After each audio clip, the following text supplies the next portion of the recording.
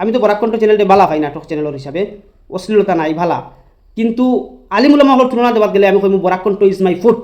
তুমি আলিমুলামা হলে প্রতিবাদ করায় হয়ে একটা দালাল, বরাক কণ্ঠর দালাল হয়ে একটা উসলি গেছেন আলিমুলামা হল লইয়া কুমন্তব্য করটা। আসসালামু আলাইকুম রহমতুল্লাহ। ফলাকুর মাতইল আলিমুলামার বিরুদ্ধে যারা অবস্থান নেয় বা আলিমুলামা হল লইয়া সাধু সন্ন্যাসী যে কোনো ধর্মালম্বীর ধর্মগুরু হল লইয়া ক্ষমাতে না, খারাপ মন্তব্য করতো না। বরাকবেলিত বরাক কণ্ঠ চ্যানেল লইয়া নাটক একটার মাধ্যমে আলিমুলামা হলে প্রতিবাদ করায় হয়ে একটা দালাল, বরাক কণ্ঠর দালাল হয়ে একটা উসলি গেছেন আলিমুলামা হল লইয়া কুমন্তব্য করটা। এর মাঝে কি কিতাব ব্লগার আমিরুল নাকি গু তার চূড়া দুই একটা ফুটেজ দেখলেন ভিডিও বা দেম মাতিয়ার। এই মৌলানা জাবির আহমদ সাহেবরে কইয়ার কয়েকদিন আগে আপনারে নিয়ে অনেক রোস্টার হলে রোস্টিং করছে, এইরকম পর্যন্ত কইছে আপনার টুনটুনি নাই। মৌলানা বদরুদ্দিন সাহেবরে কইয়ার আপনি দিনে ওয়াজ নসিহত করিয়া কজন সিধা রাস্তা তুলতে পারছেন। আর মৌলানা জাবির আহমদ সাহেবরে কইয়ার আপনি ওয়াজ করিয়া কত মানুষ হেদায়তর রাস্তা আনতে পারছো আপনি কইয়ার।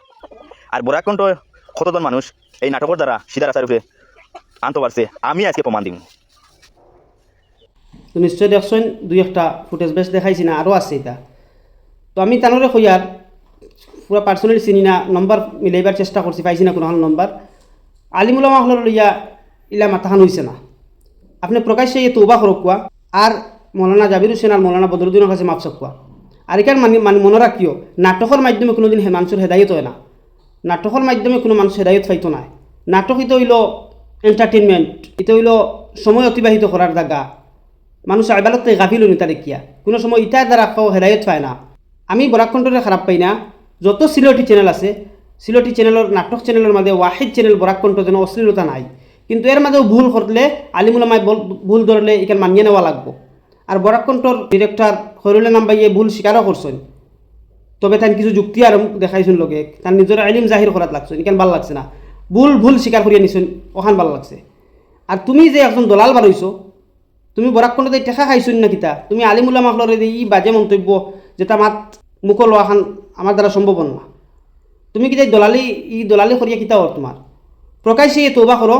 যত বিল আলিমুলামা সাধু সন্ন্যাসী ইতার বিরুদ্ধে মাথা কোনো ধর্মে সাপোর্ট করে না। আর ইসলাম ধর্মে কর যারা হক্কানি আলিমর বিরোধিতা করে এরা জন্মর সমস্যা আছে। এর লাগিয়া ই বাইরে আমি বেলা করে চিনি না, তাহলে ওখানেও আহ্বান করমু রোস্ট বোস্ট কিচ্ছু করিয়েন না।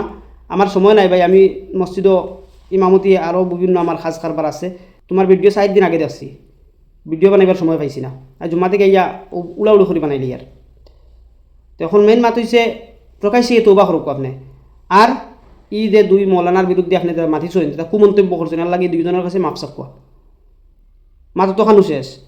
আর বরাক কণ্ঠ কোনোদিন কোনো মানুষের হেদায়তের জরিয়া বন্ত নাই, এগুলো জাস্ট একটা টাইম পাস করার জরিয়া, আর কিচ্ছু নাই।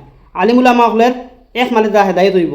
আলিমুলামা হলের তুলনাত গেলে বরাক কণ্ঠ কিতা, আমি তো বরাক কণ্ঠ চ্যানেলটি বালা পাই নাটক চ্যানেলের হিসাবে, অশ্লীলতা নাই ভালা, কিন্তু আলিমুলামা হলের তুলনা দেওয়ার গেলে আমি কইম বরাক কণ্ঠ ইজ মাই ফুট।